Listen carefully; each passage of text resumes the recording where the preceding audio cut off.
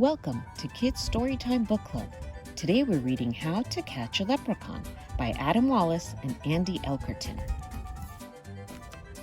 The night is dark, the streets are quiet, St. Patrick's Day is near. I tap my hammer so you'll know the leprechaun is here. He's in the neighborhood. I'll pull out all your laces and put glitter in your hair. And when you walk around, you'll see my gold coins everywhere. House number 1, I'm going in. Really? That's your trap? I'm in and out without a doubt. That one was a snap. It's tricky. Another house. I fixed your shoes.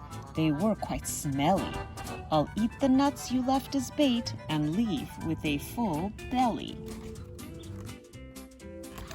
Now you're talking. Look at this. It's dandelion tea.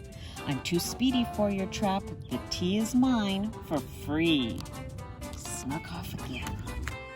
Ha ha ha. Now you're getting fancy. But I'll escape with twinkle toes. It's a fancy pantsy dancy. It's dancing off. It seems to me an engineer has helped with this design. Too bad this little leprechaun is going to be just fine. Escapes another trap. Your entire house is one big trap, from the ceiling to the floor. Nice try indeed, but soon enough, I'll stroll right out the door. Look at that. The sign says totally safe place for leprechauns. I don't think so. Look at these robots hiding.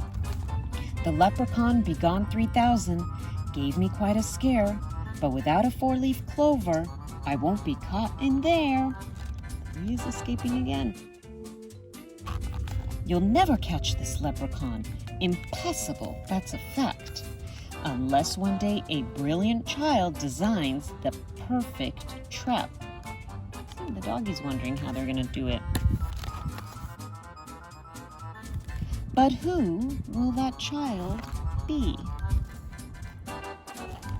Better luck next year.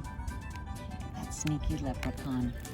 Thanks for joining us, everybody. Make sure to give us a thumbs up and subscribe to our channel. And we'll see you next time on Kids Storytime Book Club. Bye, everybody.